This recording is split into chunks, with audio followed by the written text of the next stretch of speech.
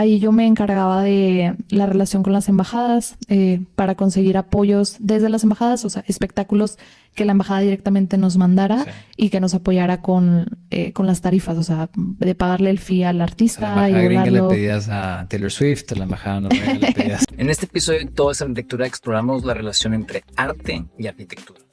¿Te gusta el arte y estudias o te dedicas a la arquitectura?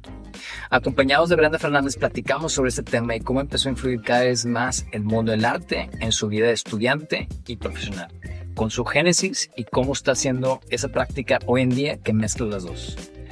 Espero que disfrutes de esta conversación. Brenda Fernández. Un gusto estar aquí. Es la primera mujer que está en el podcast, de hecho, en esta nueva temporada. Y también es la primera persona que cuando me manda su foto, me la manda 2 veces. Sí. Explícame de esto, porque estábamos hablando la vez pasada con Pepe Mora, Ajá. que es fotógrafo, y Pepe me ha tomado mis fotos de perfil que utilizo yo cuando tengo que mandar un currículum o cuando tengo que dar una conferencia o lo que sea, el famoso headshot, que es más común para modelos. Y estamos hablando de que si la pones en el currículum o no, y que la importancia de qué dice tu headshot representa 1000 cosas según si es blanco y negro, si tomas del lado de frente. Cuéntame de estas fotos. Era la que tenía. Es que sí, estaba buscando mandarte otra, pero no encontré. Sí. Bueno, pero no fue por error y no fue por conveniencia. En algún momento, esta era tu foto que usabas para eso. Y tienes una nueva, pero no la pudiste encontrar. No, tengo una en blanco y negro, Ajá. pero se me hace muy formal. Muy seria. Sí. Claro, yo también voy usando así, dependiendo del evento, pues pones una Sí. u otra, ¿no?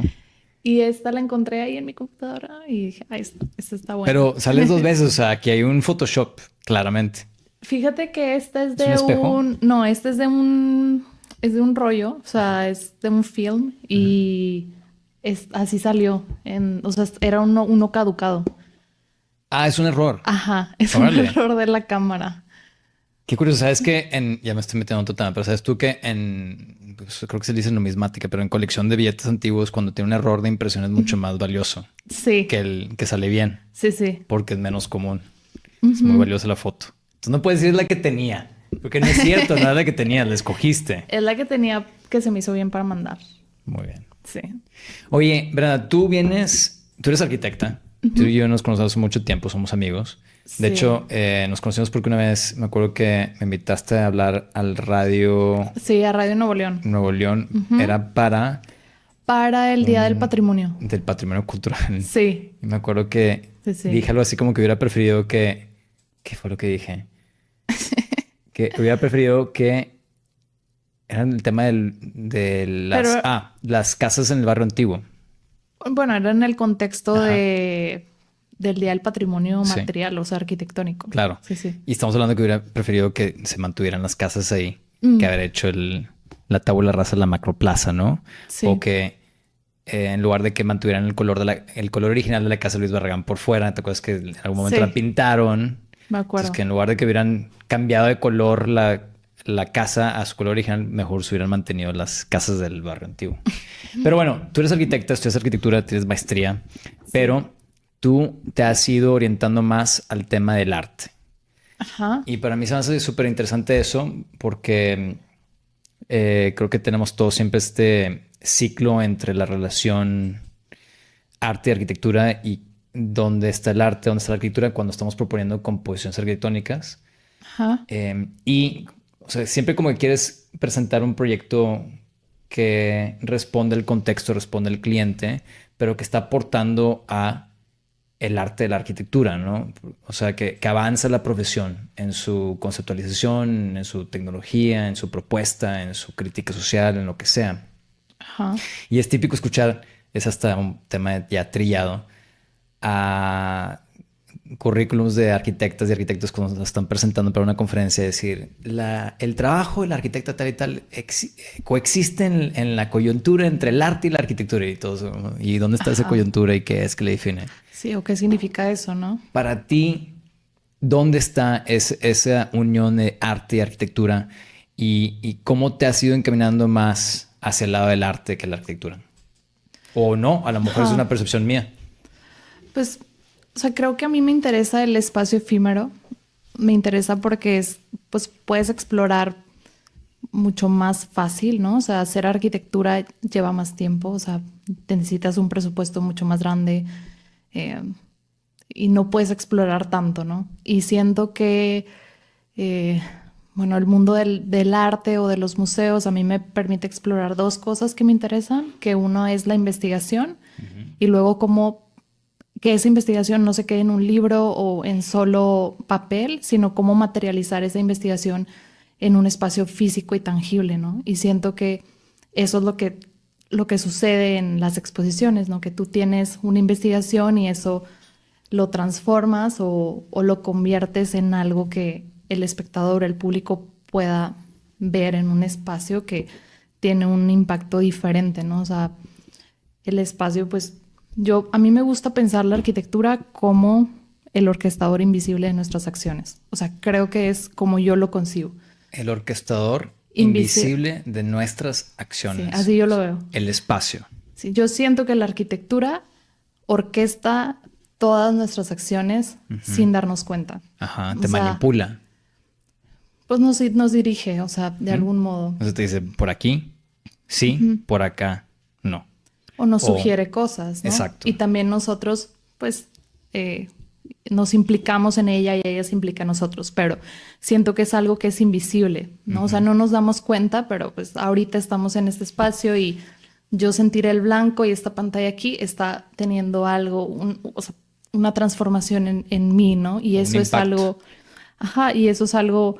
O impacta en mi mood, en mi estado de ánimo. Y siento que eso a largo plazo, o sea, si junto todos mis días, el impacto de esa arquitectura pues hace un promedio, ¿no? O sea, si todos mis días estoy rodeada de arquitectura que me hace sentir de una forma, con un impacto positivo, pues hago el promedio de mis días y todos los días me sentí súper bien, ¿no?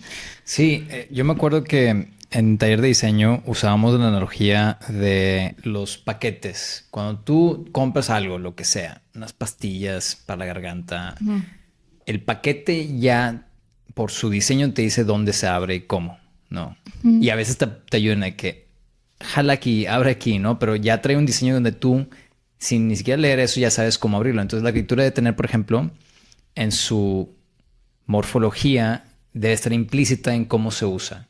Entras por aquí, sales por acá. Esto es público, allá está privado.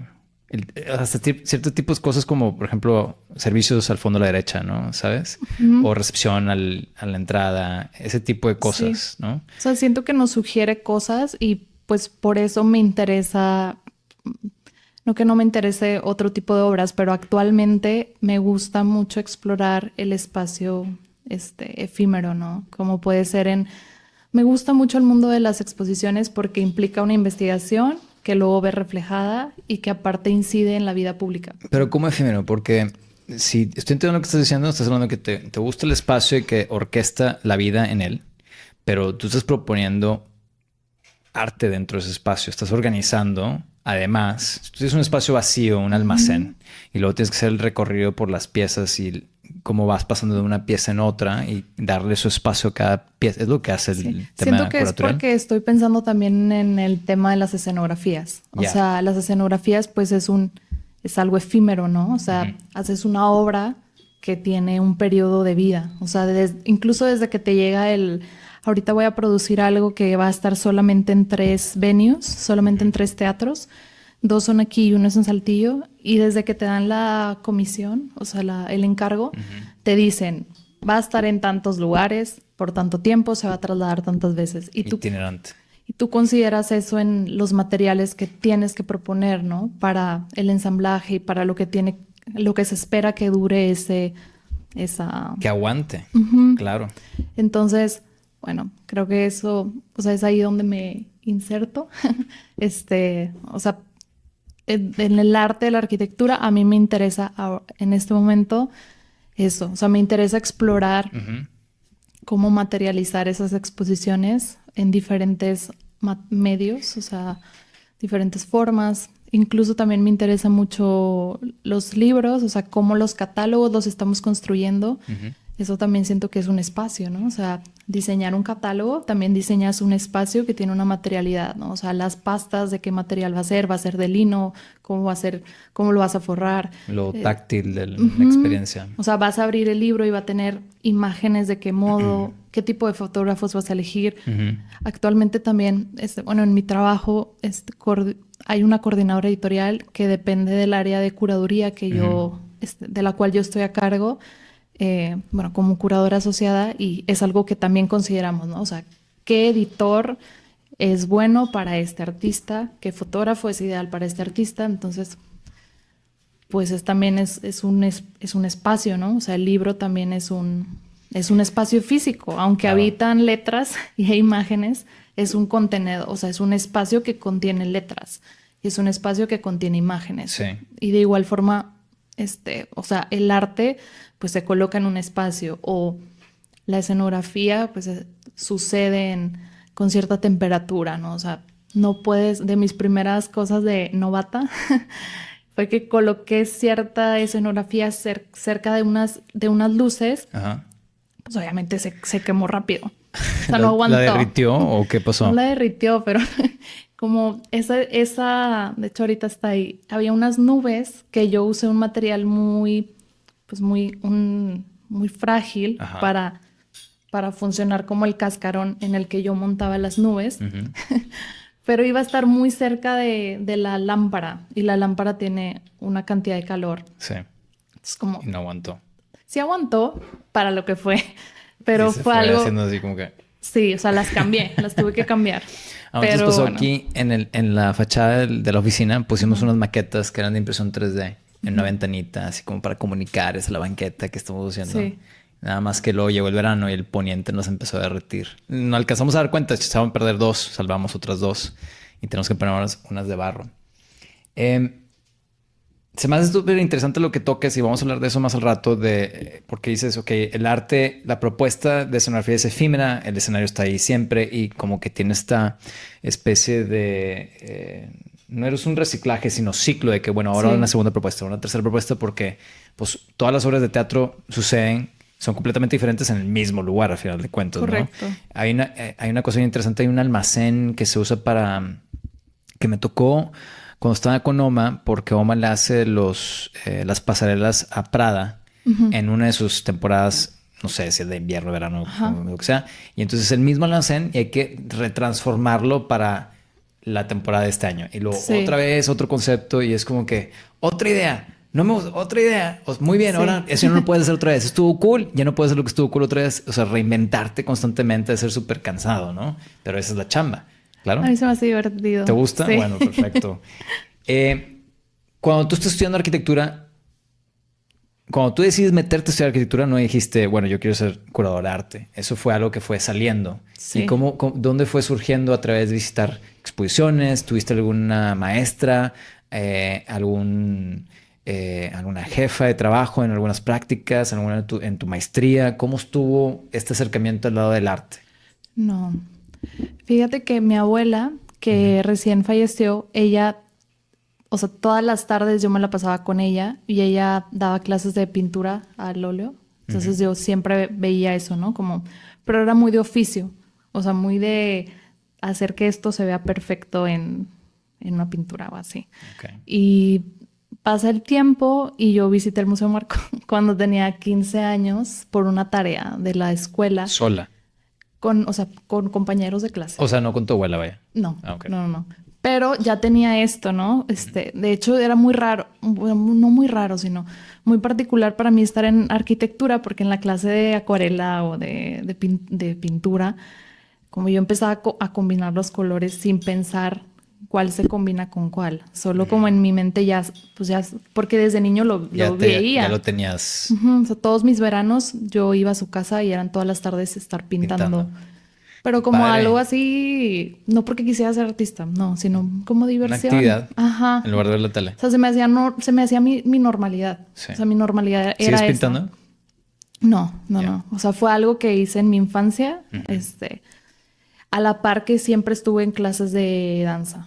O sea, era como que de hecho, yo desde niña, o sea, yo recuerdo que saberme las partes del teatro, ¿no? Porque cuando iba a ensayar para una presentación, pues sabías el proscenio, el no El sé qué. ala, sí. Sí, o sea, son cosas que pues no te das cuenta, pero vas acumulando, o sea, como tus capas de Y información. eso fue por la danza. Sí, o sea, en la danza yo conocí el teatro. Ujú. Y con mi abuela conocí la pintura. Y creo que también, o sea, recuerdos de mi infancia a veces, no sé, cuando huelo el aguarrás, me recuerda a mi infancia. A cosas de mi infancia es algo muy raro. Pues la pintura, claro. Sí. Y bueno, entonces a los 15 años voy, hago esa tarea en el museo. Y me gustó mucho cómo estaba montado. O sea, no sabía describirlo, pero dije, ay, era una exposición de Frida Kahlo.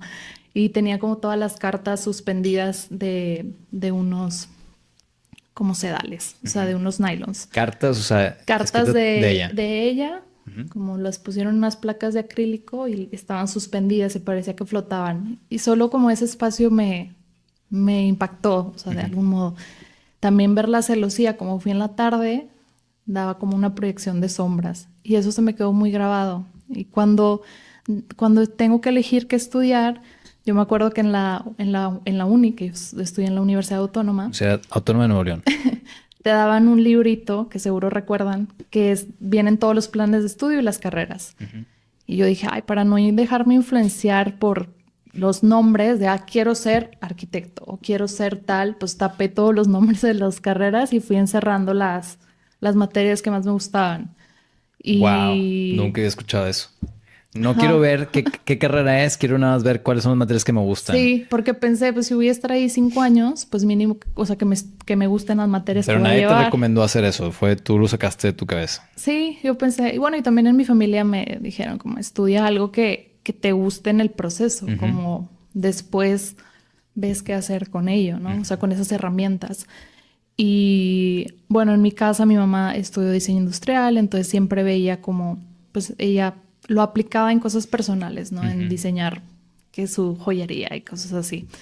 Eh, y ya, por eso elegí estudiar arquitectura y luego fui a la facultad y pues ya, ahí hice las entrevistas porque te hacían hacer entrevistas como en una materia de la preparatoria, te hacían ir a la facultad en la que te gustaría estar y te hacían hacer una serie de entrevistas, ¿no? Para que con los que estaban estudiando eso, que supiera su experiencia. Y ahí yo jugaba tenis, entonces un maestro que entrevisté me dijo, oye, si tú estás en algún deporte, aquí te podemos dar beca.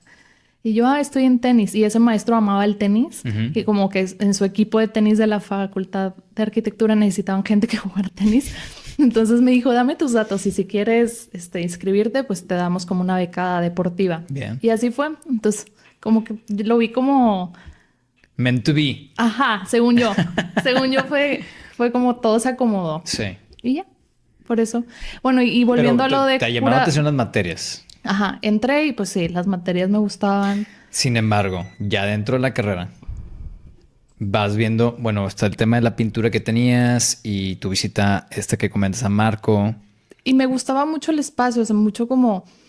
O sea, en mi casa siempre se compraban revistas de arquitectura. O sea, las suscripciones a las revistas más conocidas, no académicas, sino conocidas como AD. O sea, todas las tengo, no sé, del 97 al 2000 y no sé cuánto, porque todos los años rigurosamente había eso. Entonces, pues yo siempre las he estado hojeando desde que tengo memoria, ¿no? O sea, 4 años, 5, 6, 7. Porque ahí, o sea, el perfil de alguien que estudia arquitectura y luego se va por el arte, invariablemente mi cabeza piensa en Mata Clark, ¿sabes? O sea, es de que Gordon Mata Clark es sobrino de el que hace los Ready Mades, el artista famoso, ahí empieza el arte conceptual. Recuerden, por favor, su nombre. Wikipedia, ¿no? Ken Duchamp. Duchamp, exactamente, sí. Es sobrino de Duchamp. Es chileno. No sé cómo está ahí. Ya ustedes pueden hacer Wikipedia, hacer los comentarios que quieran. No, él en verdad no era chileno, pero bueno. Estudié arquitectura, según yo recuerdo, estudié arquitectura en Francia y como que sale nefastiado de la arquitectura. Ajá. Y no le gusta. ¿Conoces la obra de Mata Clark? Sí. Entonces, por ejemplo, esta casa de Splitting, para mí, claramente es, a ver, la casa funciona como arquitectura, pero el momento que la corta a la mitad y se abre, deja de funcionar con la arquitectura y entonces la saca de su tortura. Porque ahora es arte y ahora es libre y ahora puede hacer lo que quiera, ¿no? Como que déjame te corto para que respires, Sí. ¿sabes? Y viene de esa como que frustración de lo restringida que tiene que ser la arquitectura cuando el arte es mucho más libre. Si vas a tener presupuesto, vas a tener un espacio y reglas y demás. Al último, todo hay pautas para todo.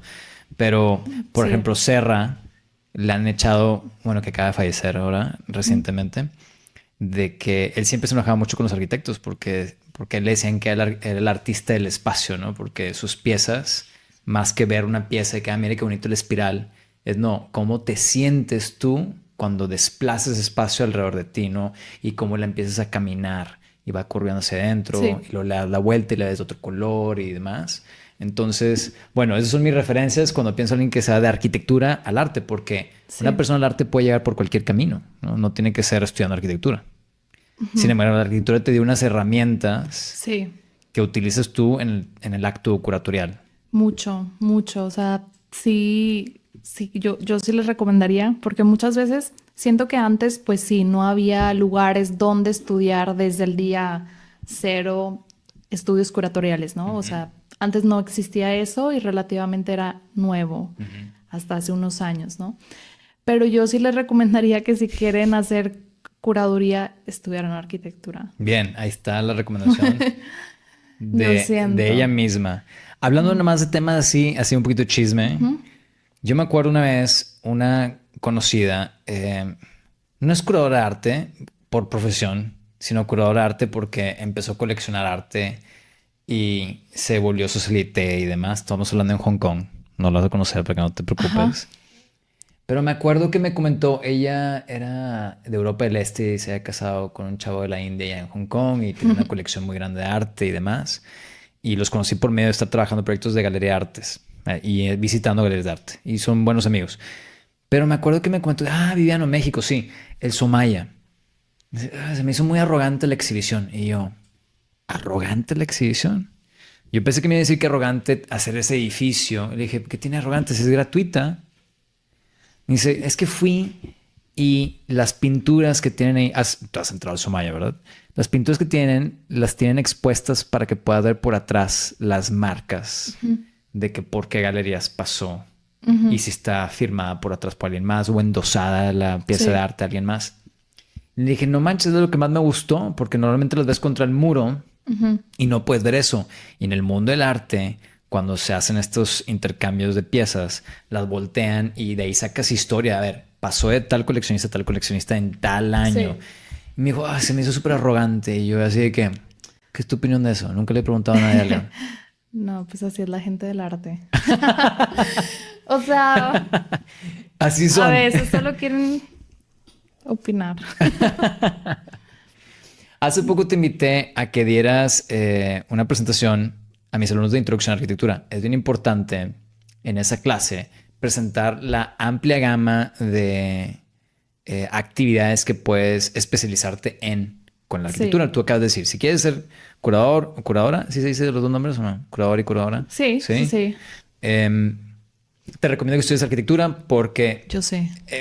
O sea, entiendes cómo dominar un espacio, entiendes cómo documentar un espacio, cómo medir un espacio, entiendes de construcción y de pesos y de gravedad y todo eso.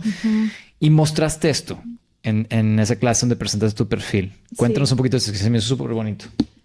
Bueno, este es mi bisabuelo, el de el centro y el de acá. Sí. Ellos dos. Y él, como en los años 30, bueno, desde los 20, desde 1920 hasta que fallece a finales de los años 30, tuvo un circo, o sea, una carpa teatro, le llamaba. Una carpa teatro donde hacían pues actos más de magia y de entretenimiento. Y pues este forma parte de una investigación de mi archivo personal y familiar con el propósito de tener pues la mayor cantidad de fotos, que tú sabes que cuando, pues que algunas fotos familiares están con tu abuelita, pero otras están con una tía abuela, o sea, como tratar de juntar todas estas partes. En un solo lugar.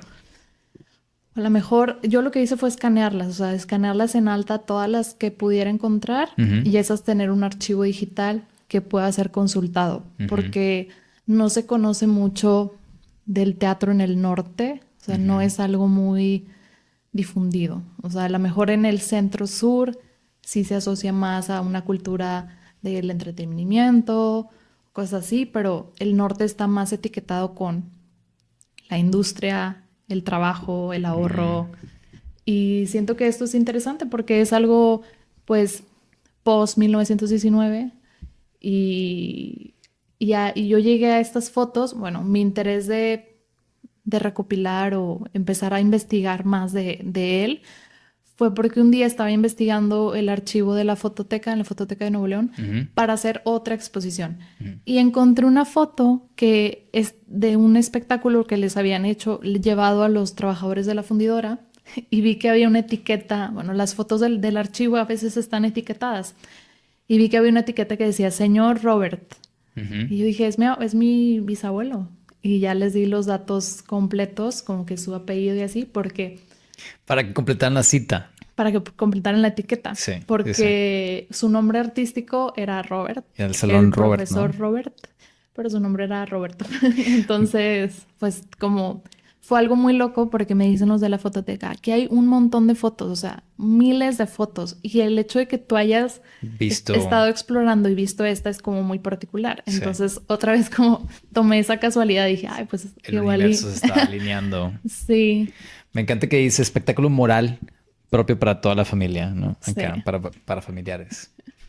Y bueno, este es él con todos sus muñecos, bueno, no todos, algunos de sus muñecos, porque él fabricaba sus propios muñecos para hacer como ventrílocuo, para moverlos, y fabricaba sus propios muñecos y por ahí en el archivo hay pues cartas donde él ordenaba ciertas partes en Alemania, como a veces la cabeza o los ojos, que él sabía que en Alemania estaban mejores y Te iba a preguntar, ya. ¿por qué está en inglés esto?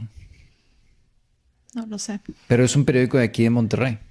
Es su publicidad. Era su publicidad Sí, o de sea, los ese 30 aquí en Monterrey y en inglés. Sí, Sí, está curioso, ¿no? O sea, sí, no lo que sé. la clientela disponible. Yo creo que él quería, no sé, es mi ¿Verse como hipótesis. extranjero? No extranjero, a lo mejor no como extranjero, pero que era una manera de, a lo mejor de mercadotecnia. Yo pienso, pero no estoy Para verse segura. más exótico, ¿ok? Ajá, o más pro, Ya. yo creo. Bueno, digo, cambiando de tema, que tiene que ver con acto curatorial, ¿no? Las bienales, tú sabes que a mí me apasionan las bienales.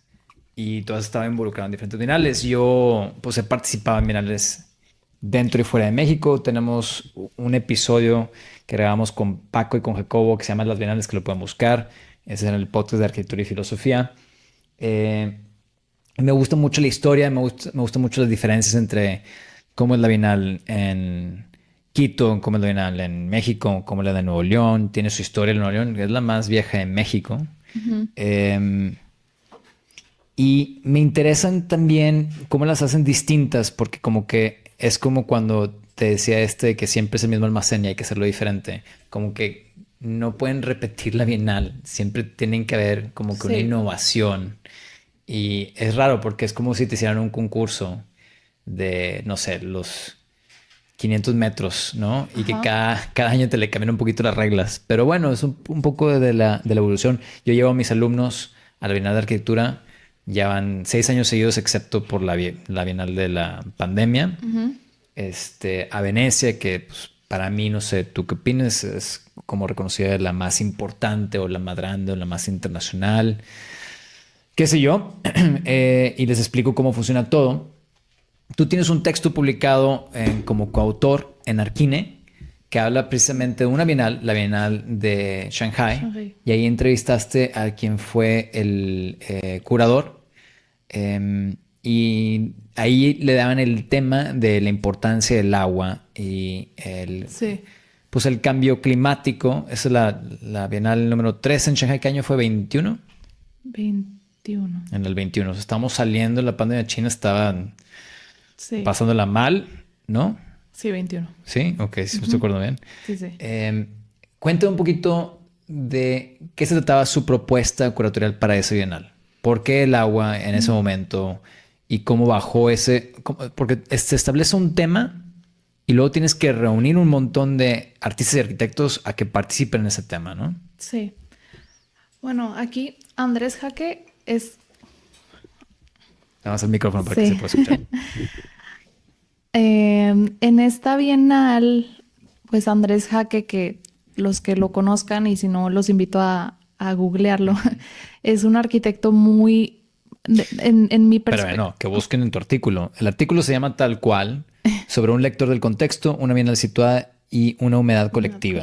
Sí, conversé con Andrés Jaque, la pueden buscar como Brenda Fernández Arquine y les va a aparecer. Sí, pues Andrés Jaque se me hace un arquitecto súper interesante, aparte de un intelectual muy, muy grande, o sea, lee sus textos y son muy buenos y creo que a veces es difícil eso, como encontrar que sean arquitectos reconocidos por su práctica arquitectónica como la conocemos, ¿no? O sea, como conocemos el término arquitectura y que aparte tengan buena teoría y que aparte sean buenos curadores. O sea, creo que eso Todo el paquete. Ajá, como junta todo eso y adicional a eso explica muy bien. O sea, porque en la entrevista que hicimos, que fue muy generosa, o sea, fue más de 1 hora, creo que fueron cerca de 2 horas, aunque su asistente o estudio manager le había dicho que solo 1 hora, él como, no, y duró más tiempo.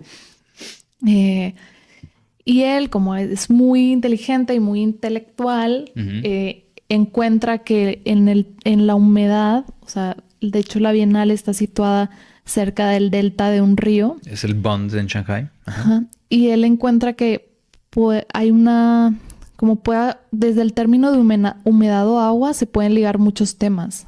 Y justo en contexto de pandemia, pues usábamos el cubrebocas, ¿no? Porque nuestras partículas... En agua vuelan. Ajá. Y eso como, pues ahorita, por ejemplo, o sea, mi respiración tiene cierta humedad y mis partículas flotan y tú respiras esa humedad. Ya me puse en una escena de Teresa Margolles aquí. Las burbujas. Sí, Ajá. entonces, pues... ¿Esa fue la primera raíz de conexión con el tema del agua? Ese fue el central. Okay. O sea, por eso le pusimos humedad colectiva, porque él habla de que la humedad y el agua nos conecta no solo a niveles que podemos ver, sino visuales, muy microscópicos. O sea, tú y yo ahorita estamos conectados porque ya intercambiamos agua. O sea, estamos unidos en nuestra humedad. Y aparte, como nuestro cuerpo, pues consiste de agua también. Sí. Entonces, el agua es algo vital, ¿no? Para subsistir. Entonces, a partir de este término, él podía juntar varias cosas, ¿no? También, pues, ha habido muchos intercambios económicos y culturales desde los ríos, o sea, desde los puertos. No sé, intercambios de Manila a Acapulco, por mencionar uno. O sea, se hacían a través de ciertas rutas que siguen el flujo del agua. Entonces, pues de ahí se desprendió gran parte de la Bienal, o sea, de utilizar el concepto de humedad como algo que nos vincula. A mí se me hace bien interesante. Ese tipo de cosas yo las veo también en las que son las tipo expos internacionales. De hecho, a mí me tocó ir una ahí en Shanghai, de haber sido los mismos terrenos, donde había sido la World Expo del 2012, fue en este caso, pues 10 años antes, ¿no? Y entonces está el pabellón del agua. Y entonces el pabellón tiene su concepto de cómo trata el agua. Y luego está el pabellón, ahí está el famoso pabellón de las semillas, de la catedral de las semillas de Heatherwick. ¿Te acuerdas el que tenían las barras de acrílico y demás? Sí. Entonces eso después se traslada a decir, bueno, que no nada más el edificio tenga un contexto, sino que la exposición total tenga un concepto. Sí. Y como yo he visto a través de mi experiencia de la Bienal, ya 12 años yendo, y me tocó ver, yo no, de mi mano no participé en la de OMA, que fue la del 2012, 2014, pero me tocó ver los chavos que estaban trabajando en ella, y no manches la friega que se metieron, 2 años enteritos, donde allá la idea era, ok, hay un tema general, pero hay un tema secundario también. Entonces hay un concepto para, digamos, los países y luego hay un segundo concepto o tema para los que son no países. Entonces se invitan a que los países tengan sus exposiciones nacionales, a ver qué expuso México, qué expuso Estados Unidos, qué expuso, etcétera. Y luego hay un segundo tema donde yo invito a 77 personas a exponer sobre este tema, ¿no? Y se le invita a los pabellones nacionales si quieren seguir ese tema. Pero yo hablando con gente me decía que no, que eso era una novedad en esa bienal. Que a lo mejor de repente 2, 3 bienales lo vuelven a hacer y luego se deslindan otra vez. Y me tocó, es bien complicado.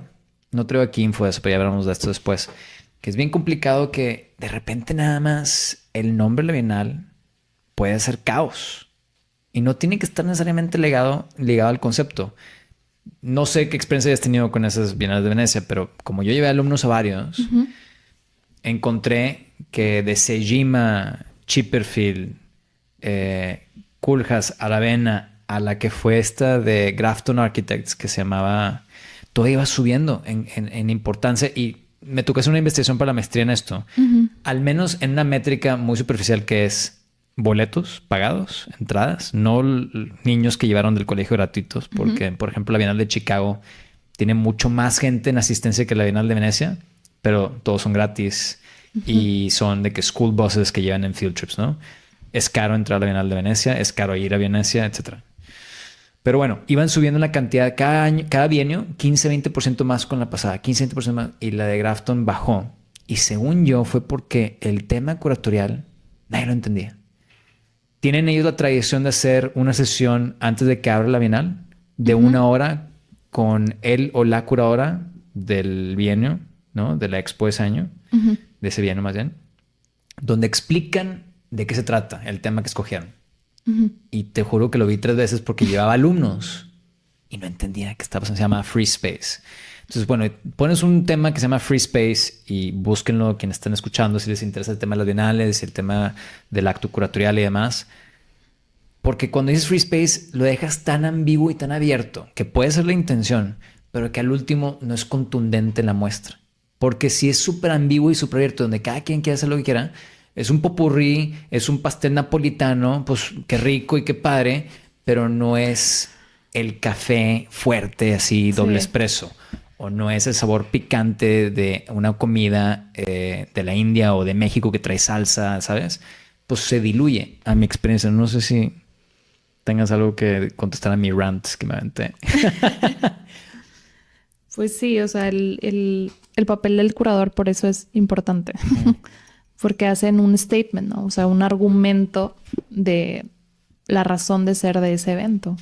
Y si dejas como reglas del juego muy abiertas, pues es más difícil. Cada quien hace lo que quiera. Que por cierto, la que le siguió después fue Leslie Loco, que cuando vi yo el tema, dije, híjole, va a ser otra vez lo mismo, pero estuvo muy buena. Me gustó muchísimo, a diferencia de la de Grafton.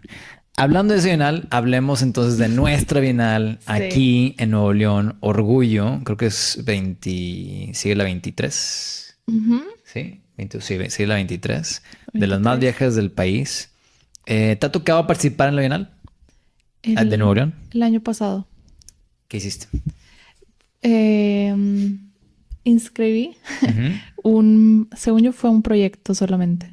Sí, inscribí un proyecto también curatorial. Una muestra de arquitectura. Ok, pero yo me refería, sí, bueno, participaste en ese sentido de que inscribiste tus proyectos, pero ese es un tipo secundario de participación, ¿no? Yo me refería a estar en organización con el Colegio de Arquitectos. Bueno, participamos. No hablemos de ese, esa es la del 2020. Hicimos el concurso 2019. Triunfo robado, o sea, no se crean. Es broma.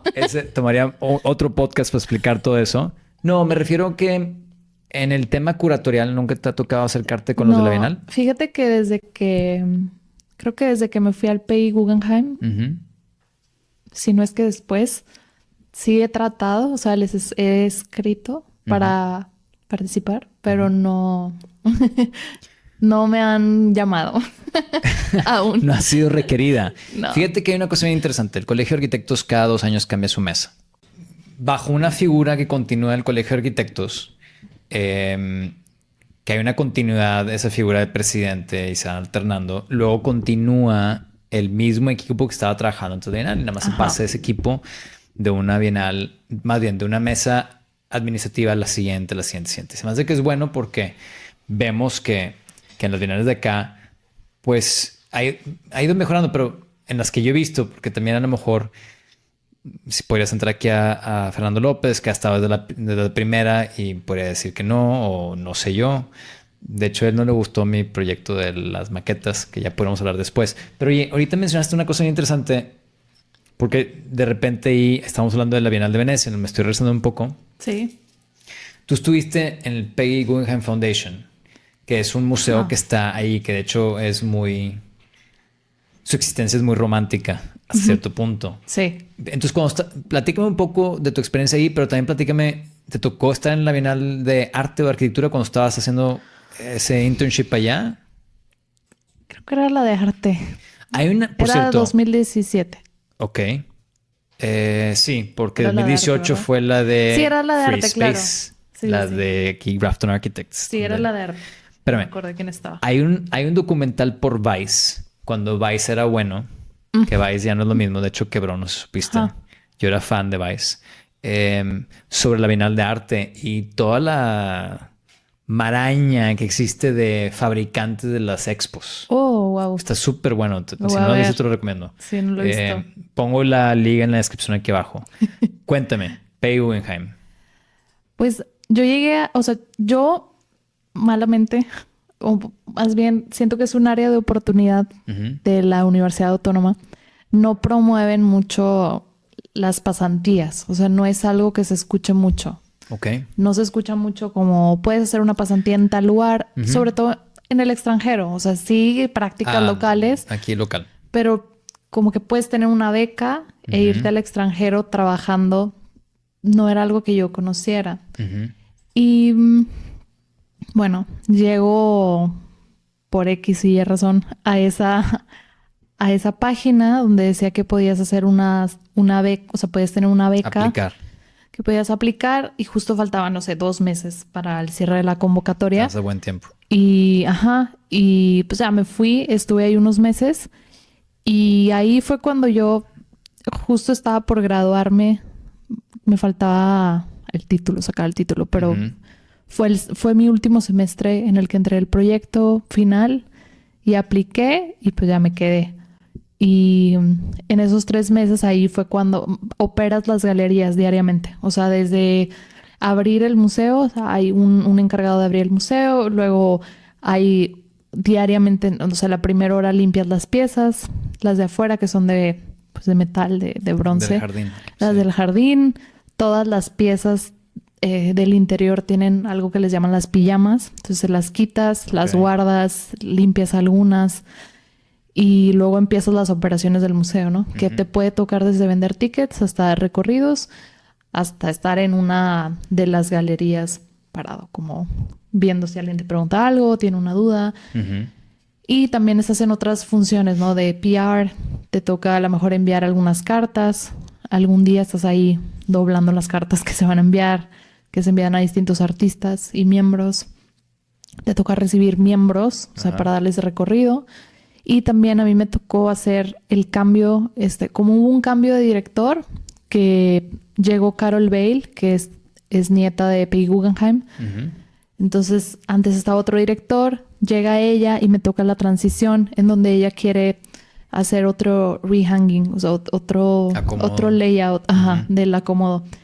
Y tú te podías postular, ¿no? Para estar ahí.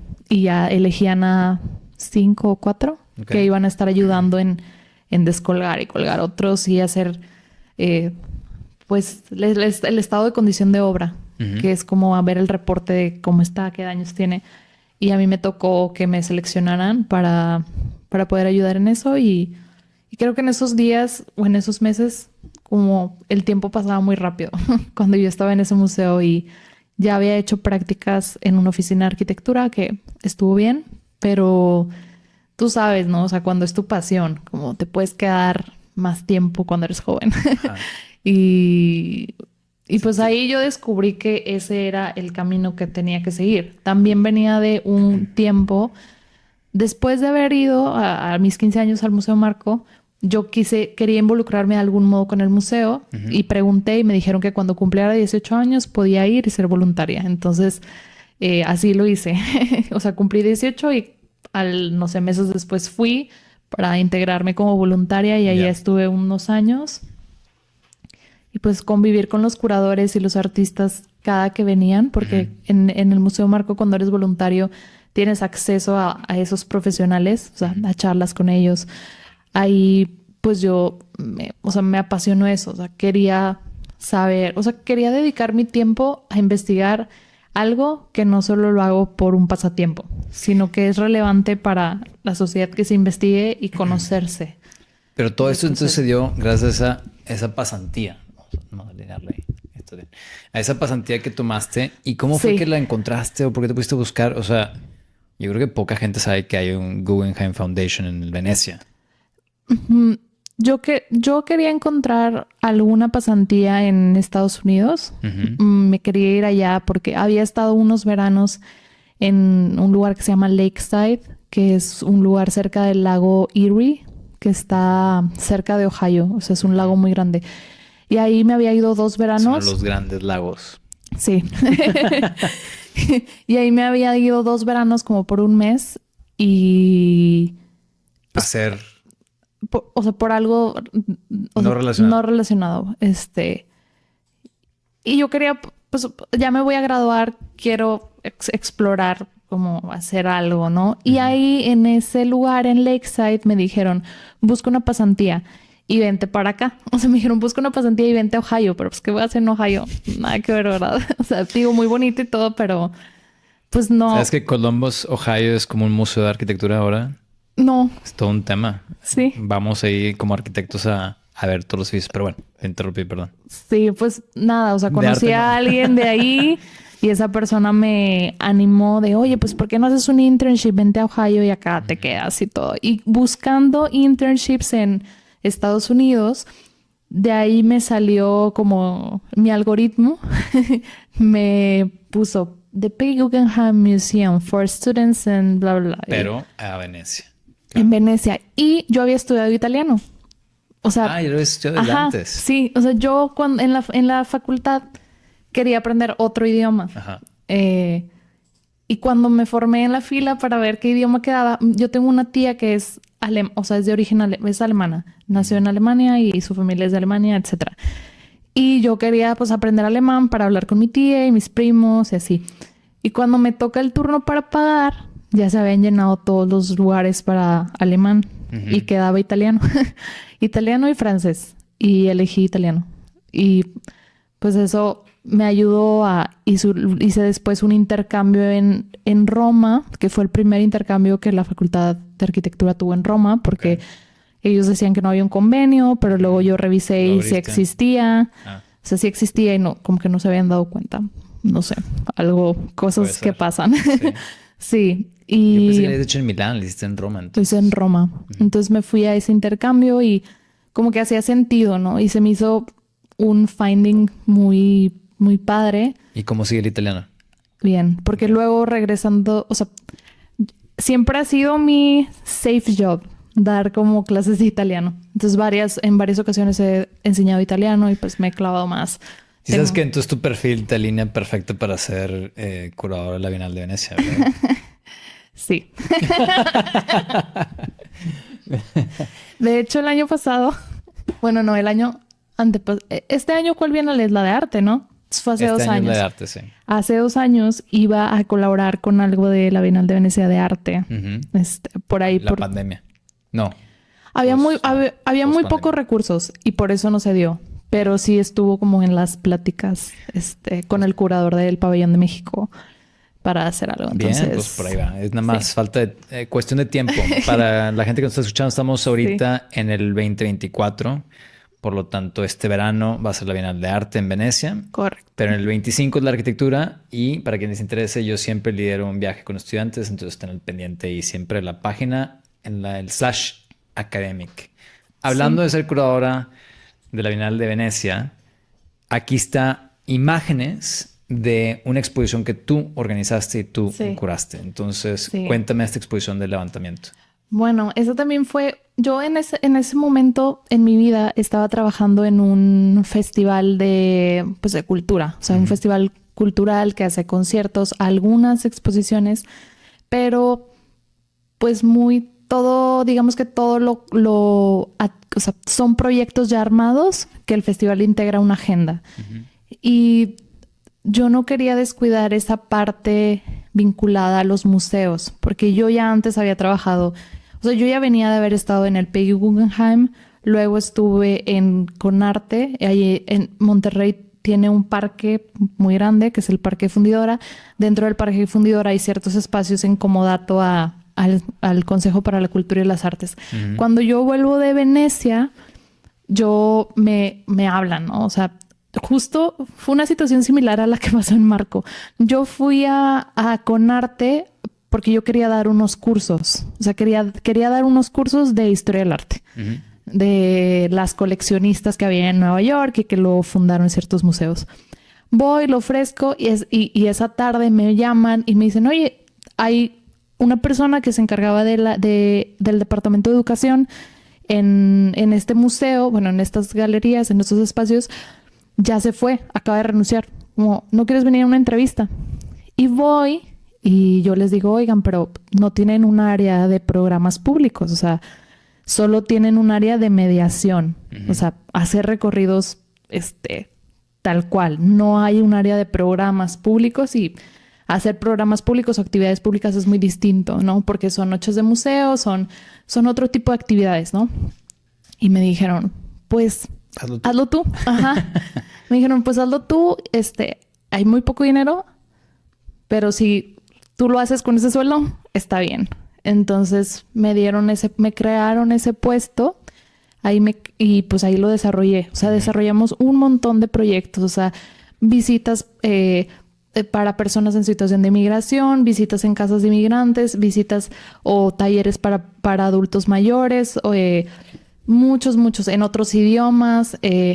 Hicimos el primer programa de recorridos táctiles para personas con discapacidad visual o ceguera y era justo para la exposición de Orozco y los Teúles. Entonces hicimos unas réplicas de las pinturas en relieve con unos artistas y la gente a través de destellos de luz hicimos varios recorridos donde esos niños podían ver el arte a través del tacto.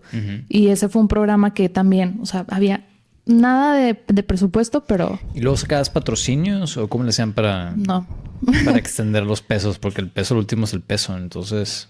Pues muchas cosas se hacían con lo que llaman in-house. O sea, yo hacía de que el diseño, pero también casi solo para que se imprimiera. Ajá. Yo hacía la conceptualización, el desarrollo y también la ejecución. Por eso dices que si con el salario lo puedes lograr, ¿sabes? Porque no... Sí. ¿Pero no te permitían conseguir patrocinadores?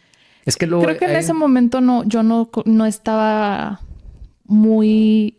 No tenía esa experiencia. Yeah. Y creo que también no lo concebía. No intentaron. No era algo que pasara por mi mente. Yeah. Pero sí estuvo bueno eso. Cuéntame de esta exposición, porque aquí hay un acto curatorial, se llama Levantamiento.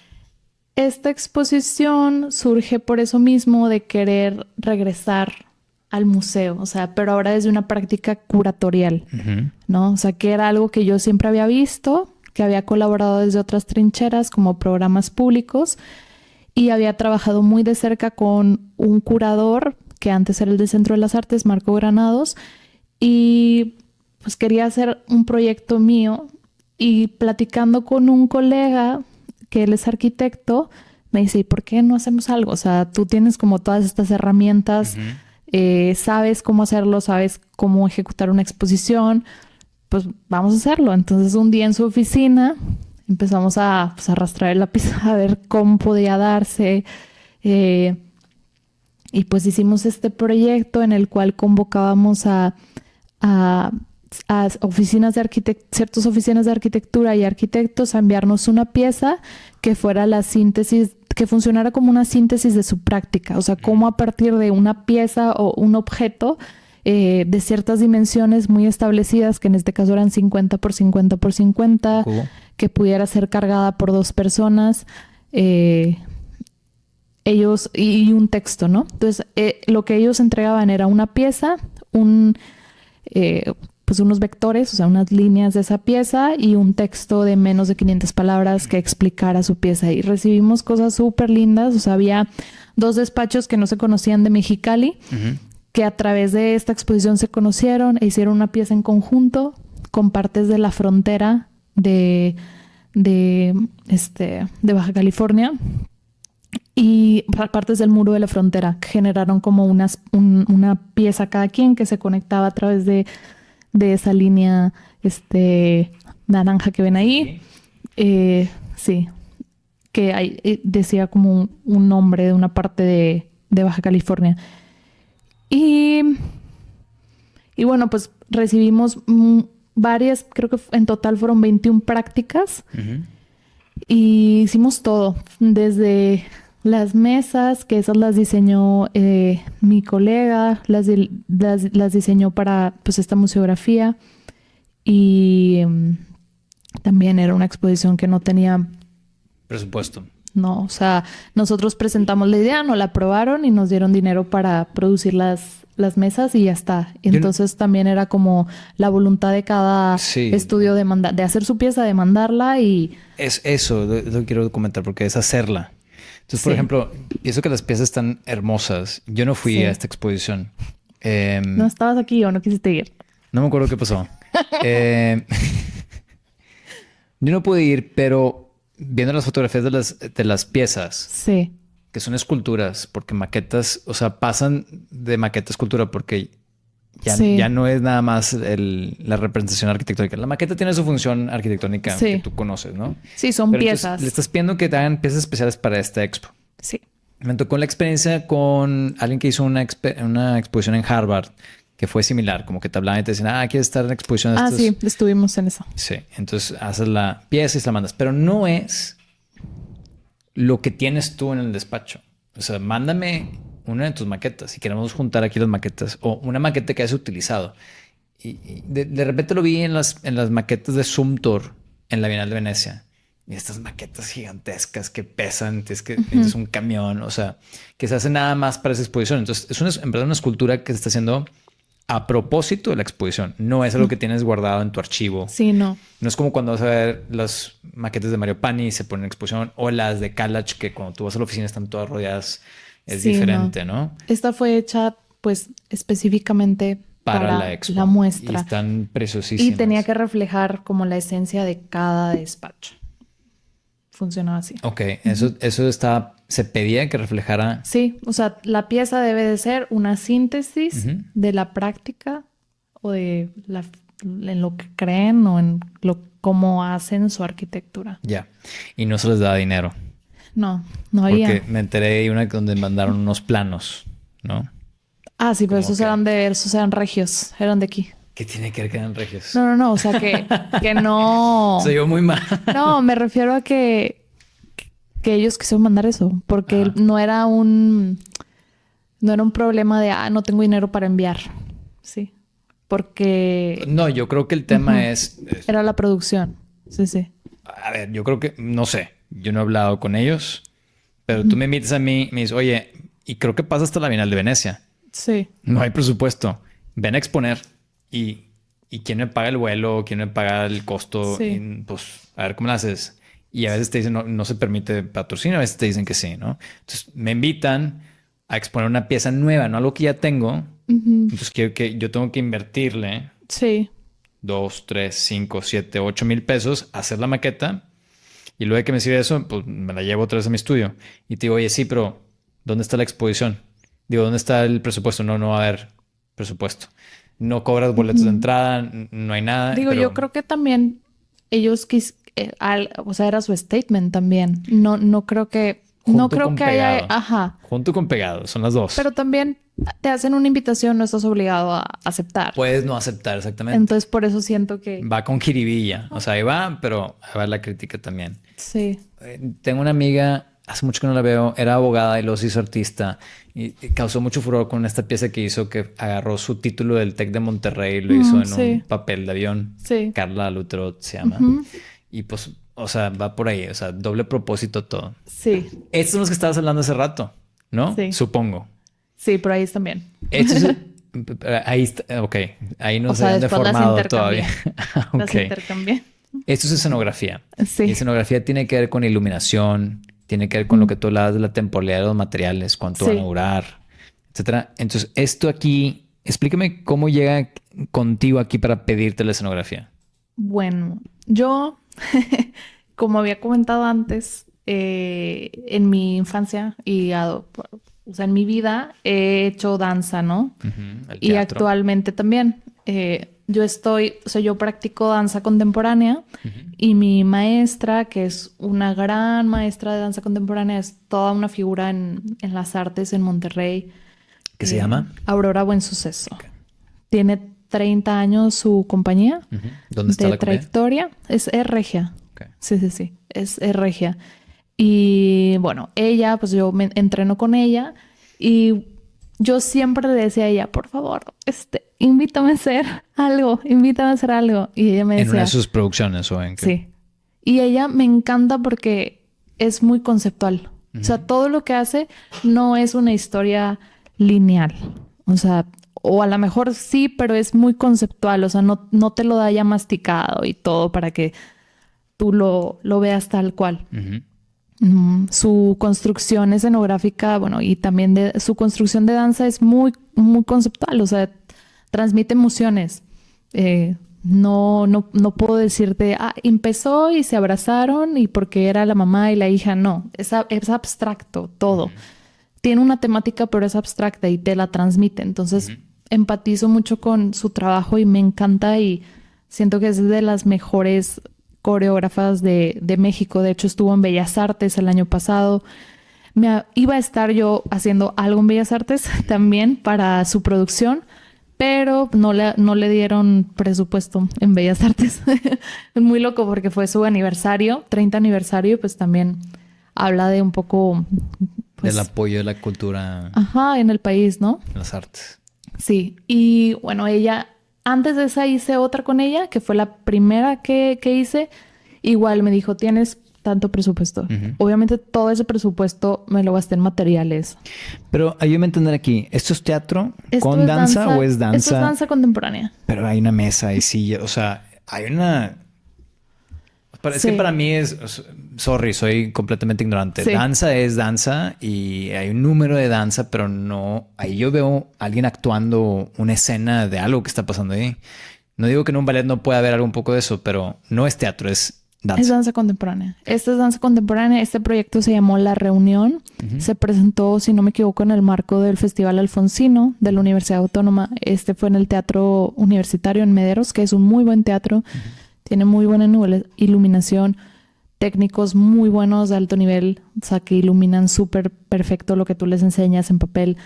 Si tú ves el render de esto que yo enseñé, es tal cual, o sea, es igual. O sea, son magos esos iluminadores. Yeah. Y bueno, este proyecto tenía que reflejar... Y me encanta, o sea, me encanta diseñar con Aurora porque nos juntamos en un café y me dijo, tengo esta idea. Es la historia de dos amigas. Y yo, ¿qué más? ¿Qué más? Pues no sé, o sea, la relación de dos amigas. Y se llama Reunión. O sea, son los únicos inputs que me dio. Y la manera en la que yo exprimo la información es como, ok, pero, a ver, ¿esa escena se siente más como un bosque o se siente más como una selva? O sea, ¿cómo lo siente? O como un desierto. ¿Cómo me meto tu cabeza, no? Ajá, y ya me fue diciendo, no, pues más como un bosque. Ok. Esa escena se siente más... O sea, ¿se siente más espumoso? O sea, ¿más esponjoso o más rígido? No, pues más como una espuma. O sea, es muy, muy loco. Y así ya me fue dando todas las ideas. Y yo le dije, bueno, ¿qué tal si hacemos como unas nubes? Porque esas amigas, pues, de repente se juntan, ¿no? A platicar. Le dije, ¿qué actividades hacen cotidianamente ellas? Me dice, todas. O sea, se juntan en su casa, se pueden juntar a lavar. Y yo, ok. La espuma, ¿no? Por ahí va. Ya. ¿Y a qué más se juntan las amigas? O sea, ese tipo de amigas que tú quieres reflejar. No, pues también se juntan a tomar el café. Y yo, ¿qué tipo de café? ¿Este o este? Capuchino. Entonces, como que todas esas La espuma ideas otra vez. son inputs para ti de qué vas a diseñar y qué colores vas a poner. Entonces ya yo le presenté esto y le dije, bueno, a ver, ¿qué tal si ponemos estas sillas? Que estas nos apoyó un amigo que tiene una empresa que se llama Los Patrones, que hace mobiliario. Él súper bueno, me ayudó y me prestó este mobiliario que también yo seleccioné, como que se adaptaba a esto. Y pues ya pusimos estas nubes, que son nubes más abstractas, o sea, son nubes, como ves, algunas son esféricas. Y también en el vestuario, pues también imaginamos cierta paleta de colores, pues esta transparencia, y luego ya eso alguien más lo hace. Y el vestuario. Y esta también tenía otra pieza que era también como bueno, no sale ahí, pero sale en mi página, que era como un homenaje a un artista también que trata el tema de la espuma. Entonces hicimos como un homenaje a este artista que hacía estas esculturas con espuma. Entonces, en esta escenografía eran unos cilindros de acrílico que tenían un mecanismo y de repente se iban llenando de espuma. Pero tú no veías los cilindros, entonces veías que la espuma iba nada más subiendo como un tubo, igual que hacía este artista, pero aquí pues usado para otro propósito, ¿no? Entonces tú ya tenías esa sensación de no sé qué está pasando, están bailando ahí estas dos personas sacando la espuma y luego se están sentadas, pero me está transmitiendo esta idea de relación entre estos dos cuerpos y tal. Entonces un poco así funciona mi trabajo con Aurora, que es súper generosa, o sea, no es un cliente difícil. Bueno, sí es difícil porque es exigente. No, bueno, pero es difícil porque no hay presupuestos. O sea, hay poco presupuesto. Ya después hubo. Ah, o sea, al inicio no hubo. Pero te toca trabajar con pocos presupuestos seguidamente. Ya no. Gracias a Dios, ya no. Los queremos mucho a los clientes. Al inicio sí, porque no se justificaba. O sea, ¿cómo justificas con una escenografía que a lo mejor no es una calidad que justifique un presupuesto? Bueno, estas representaciones de danza se cobra un boleto, es un boleto de cierto precio y va a tener, ¿cuánto va a durar aquí cuántas noches va a estar el teatro en este tipo de obras? A veces son producciones que son 3, o sea, pueden ser 3 días y 2 funciones por día. No es nada. Sí, no es nada. Entonces, si tú dijeras, oye, va a tener 2 meses, pues bueno, alcanza a sacarle algo, ¿verdad? Y también, pues tiene que ser más costosa la producción porque tiene que aguantar más tiempo, los movimientos y todo eso. Digamos que la producción pasada y esta fueron de mis primeras 3 producciones y ahí no había nada de presupuesto. En las últimas 3, digamos que ese presupuesto que tuve se incrementó por 15 veces. Ya. O sea, ahorita ya hacemos eso y queda un dinero suficiente para pagar bien al productor, para pagar bien diseño. Pero está bien porque así aprendes cómo manejar eso, ¿no? Y para que sea eficiente también lo que estás proponiendo. Sí, sí. Bueno, cambiando de tema un poco, el otro día publicaste esto en tus redes y se me hizo fascinante. Yo no sé si tú sepas la historia de Agustín Landa. No sé si la contaba él. Agustín Landa, papá, él se viene acá a México a ser el ejecutivo de Marco, según nos contaba él. Yo no sé si en algún lado aquí sale. Yo sé que sale desde Legorreta, obviamente, el diseño, pero Legorreta no estaba aquí y Legorreta no estaba haciendo el ejecutivo. Y Agustín estaba, según yo entendiendo, parte de Legorreta o si era el arquitecto local o lo que tú gustes y mandes. Sí. Pero él siempre decía que le salvó la carrera a Ricardo Legorreta. Que porque en el diseño original la altura de las salas estaban todas de 4 metros. Y que le levantó sin preguntar, supuestamente, así la contaba. Dice, imagínate, hubiera sido un desastre si hubieran construido ese museo con alturas de 3, 4 metros. Yo le salvé la carrera, así es como era Agustín. Pero se me hace súper interesante el tema de tener estas cosas guardadas, porque luego es motivo de exposición. Ricardo Legorreta ya falleció, está el hijo, Víctor, ¿no? Sí. Pero ¿dónde están estos guardados? ¿En qué calidad están bien guardados? ¿Por qué los sacaron? ¿Qué estaba pasando? A mí me interesan un chorro los archivos. Sí, pues en este caso a mí me tocó, bueno, ahorita estamos en un proceso de reestructuración del museo, también igual. Es el Museo Marco, jóvenes. Sí. Museo de Arte Contemporáneo aquí en Monterrey. Entonces, algunos planos necesitaban su actualización. yo los necesitaba para términos de colocar la obra. Del levantamiento del edificio. O sea, planos de dónde están las conexiones, los muros. Aquí necesitaban teníamos hay unos documentos existentes de Corel Draw. Sí. Hay esos documentos existentes, digamos, en digital de los planos de las galerías. Ajá. No originales. O sea, que alguien más los dibujó. Las plantas. Hay un levantamiento en Corel Draw, es lo que me estás diciendo. Hay un levantamiento en Corel Draw de una persona que trabajó en el departamento de exposiciones y que era el programa que usó, ¿no? O sea, que usó y los hizo en PDF. Pero esos planos, como luego alguien más los acotó y las cotas, o sea, necesitaban actualizarse para hacer... Estaban mal. ¿No te servían? No, sí, como que había unos números que no entendía muy bien y mejor los actualizamos para tenerlos en AutoCAD y ya. Sí. Y por eso ahí me estaban ayudando para ver unas medidas que yo quería saber. Y yo le hablé a mi compañero y le dije, oye, ¿sabes la medida de tal muro? Es que como que yo mido tanto y es tanto, ¿no? Sí. Y me dice, ahorita voy. Y yo le dije, no tienes unos planos, pero yo le pedía unos planos en digital, o sea, claro, adicionales a los de... Un archivo digital.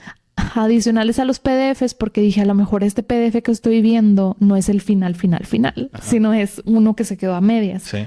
Y ya llegó a mi oficina y me dice, aquí están los planos. ¿Cuál medida quieres? De los 80s. Y están bien los planos, o sea, estas son una... ¿Están en Albanene? Están en Albanene. Sí. Pero esta es una copia que se hizo en Albanene para uso rudo. Okay. Y ahí están los originales que también están en Albanene. Y actualmente estamos en proceso de digitalizar estos porque no los tenemos digitalizados. Entonces, pues yo voy a estar apoyando en la digitalización de esos planos. Bien. Qué interesante los archivos. El otro día estaba en Veracruz para una conferencia y el arquitecto Manuel Herrera me llevó a su casa, a su oficina, me dio un tour increíble. Un saludo a Manuel, a Manolo, por todos sus proyectos ahí en Veracruz y me sacó sus dibujos originales de su máster a mano en SciArc con unas técnicas ahí de collage y dibujo en tinta. No, y los ves, es increíble. Sí. No mencionaste que has trabajado en un...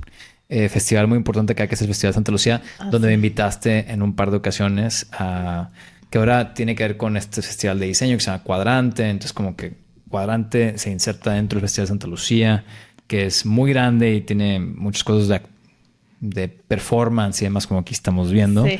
¿De qué tamaño lo dimensionas el Festival Santa Lucía?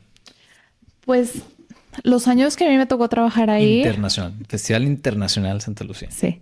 Los años que yo estuve, su duración era aproximadamente 40 días y 2 días eran de espectáculos de escenario principal, o sea, de este escenario tamaño grande.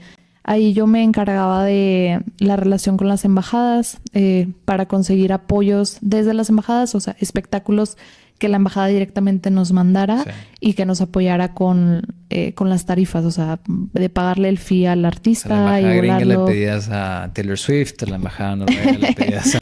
No, pues no pedíamos artistas en específico, sino más bien que ellos nos sugirieran. ¿Quién me puedes traer? Y de ahí salieron propuestas súper interesantes también en el arte, como, no sé, en Australia, que ellos nos trajeron a una curadora de Australia que trabajaba con los derechos de autor de los artistas aborígenes, de los artistas nativos.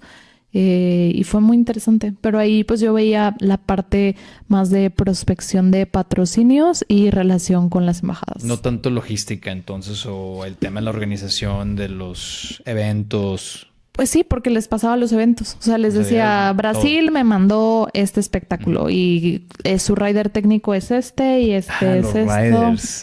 Tengo que tener esto. Sí, y ya alguien más lo evaluaba y ya le daba seguimiento. Hablando de Marco, quiero tocar este tema porque es un tema que a mí me fascina. Yo desde que tuve una clase de teoría de arquitectura con Roberto Romero, un saludo otra vez a mi maestro Roberto Romero, que es un genio en todo el sentido de la palabra. O sea, es un genio en la cabeza, pero tiene la personalidad de genio también. Entonces es complicado.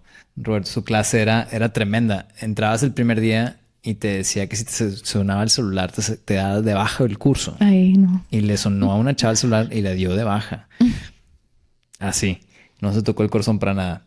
Pero era genial su clase. En su clase me presentó por primera vez en mi vida a Donald Judd y el tema del minimalismo y el tema de la exposición perenne de él, ¿no? De que Judd tiene una insatisfacción con gente como tú, que son los curadores de arte, que o no contemplaban sus piezas o las ponían en una exposición mal orientadas o al lado de arte que él no quisiera relacionarse o whatever, ¿no?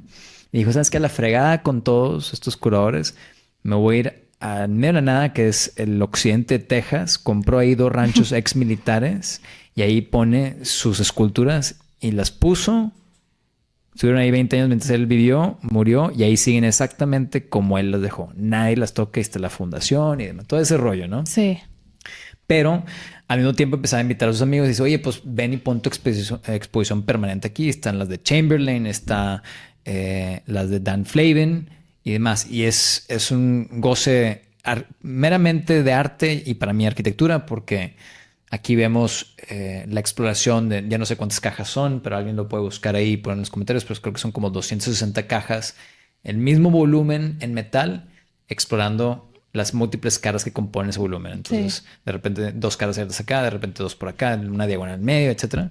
Y luego eso pasa a ser concreto afuera. Y esto para nosotros como arquitectos es súper referente, ¿no? En el minimalismo aplicado en la tectónica de la arquitectura y demás. Y ahí tiene a Flavin, como ahorita lo dijimos. Y Flavin ahorita está acá en Monterrey. Y tengo 1,000,000 de cuestiones, preguntas. ¿Ya fuiste o no? No he ido, pero yo he ido a Marfa a ver a Flavin allá. Quedó muy bien. He ido a ver a Flavin también en el día Beacon, aunque fui más por Serra que por Flavin. Porque para mí Flavin es Marfa. Sé que tiene en todas partes del mundo, ¿no? Pero tengo preguntas. A ver. Tengo preguntas. Primero, genial. O sea, aplausos que se hayan traído a esa exposición. No sé qué tan difícil ha sido. Seguramente muy difícil. Ese arte, él falleció creo que en los 80s. 90s por ahí. Sí. Recuerdo que era súper racista. Vi algunos artículos que era Midwestern, blanco, boomer, tenía sus ideas. Recuerdo haber visto entrevistas donde le pregunté, es que lo hablé con Pepe Mora hace poquito, de hecho, porque hablamos de iluminación. Él hablaba de Kelly, pero le preguntan, oye, ¿y tu arte? O sea, ¿cuál es tu statement? ¿Qué quiere decir? Y decía, es luz y de color y se acabó. No hay un concepto detrás, es nada más que se vea bonito. No estoy hablando de la posguerra, no estoy hablando de Vietnam, no estoy hablando de nada. Entonces, como que siempre le querían buscar más allá y no había más allá. Pero pues son hermosas las diferentes experiencias según cómo te los acomoden, los colores y la orientación y cómo te transforma una esquina cuando la iluminas, todo ese tipo de cosas. Pero es fluorescente. Y ese tema ya no existe tan fácil. Todo es LED. Y seguramente, aquí yo no soy experto en el tema, ahí tengo un libro que he ojeado de él, nunca lo he leído. Para mí es la imagen, es el culto y la imagen nada más en esto. Seguramente tuve que haber trabajado con compañías que le hacían los acoples para que estas cosas queden completamente escondidas y no sea... Si tú vas a una ferretería ahorita no puedes replicar eso. Tienes que tener ahí un engrane especial. Y yo sé lo frágil que son esas cosas. Entonces, estoy seguro que se rompen y estoy seguro que las tienen que arreglar. No creo que sean... O sea, si se rompen no es de que ahora esa pieza en lugar de tener 9 va a tener 8. No. Y entonces como que empiezas a ver un pastiche de la reparación contra el original y demás. No hace menos válida la obra, ¿eh? Nada más hablo de la complejidad de estas piezas porque tú ya no consigues focos fluorescentes. Tienen que ser todos de LED. ¿Qué me puedes contar? Chisme. Pues hay una persona específica que le da servicio a la DR Foundation para estas, o sea, para estos suministros. Es la persona encargada. Hay una persona, un proveedor que sigue haciendo las luces como se hacían en la época de Flavin solo para la DIA. O sea, es su trabajo. Y Flavin, como bien dices, en esas entrevistas, pues era más como lo que estoy haciendo es lo que ves. De hecho, la etiqueta de minimal es algo que él no se apropiaba. O sea, él decía, yo no me considero artista del minimal. O sea, yo solamente pues estoy haciendo esto con la luz comercialmente disponible. Yo nunca lo escuché del minimal. De Jod era el detalle en industrial y demás, era el minimal, pero no Sí. de Flavin. Dan Flavin, la historia del arte lo cataloga como un artista dentro del minimal. Okay. O sea, este es un arte minimal, pero aunque sí se cataloga así o sí se define así dentro de la historia del arte, él no se ponía una etiqueta. No se consideraba partícipe de... Él no se ponía una etiqueta. O sea, él decía como, pues yo estoy trabajando con la luz fluorescente comercialmente disponible, no estoy fabricando medidas específicas, Sí. Estoy trabajando con esta paleta de colores y estoy trabajando con estas medidas. Ya está. ¿Cuántas piezas hay en la exposición aquí en Monterrey? No recuerdo bien. Más o menos. Hay más de 20. Más de 20 piezas. Sí. Y algunas sí tienen referencias a, pues, al constructivismo ruso. O sea, hay algunas piezas, de hecho, que se llaman Tatlin, Sí, pues por el... como la referencia a la Vladimir torre Tatlin. Sí, hay otras diferentes. Yo recuerdo haber visto en el día, vi con unas que tienen como la especie de elevación del típico skyscraper neoyorquino, ¿no? Como escalonado. Eso no lo tenemos. No, me refiero que, o sea, que hay esos referentes, ¿no? Sí. Pero pues casi siempre era nada más el espectáculo de lo que te Sí. ilumina. Y como dato, pues es la primera vez que se expone Dan Flavin de forma individual en México. En México. Wow. Es la primera vez. Qué bueno que lo consideraron. ¿Y de aquí Sí. a dónde se va? ¿Sabes? No, está en negociaciones. Veremos. Está en Siempre negociaciones, sí. Bien, si alguien quiere contactar a Brenda para algún tema curatorial, pueden buscarla en Instagram como orquesta_bajo. Ahí ven algunas de las Dos imágenes. guión bajos. 2 guiones bajos. Orquesta, 2 guiones bajos. En Instagram, ¿en algún otro lado? Sí. Y en @FERV y latina. Fervi, Sí. Fervi, FERVI latina, también en Instagram. Bien, Brenda, muchísimas gracias por estar aquí. Gracias a ustedes. Si te gustó este video, dale like y suscribir para poder seguir generando contenido como estas entrevistas, documentales y tutoriales. Porque todo es arte.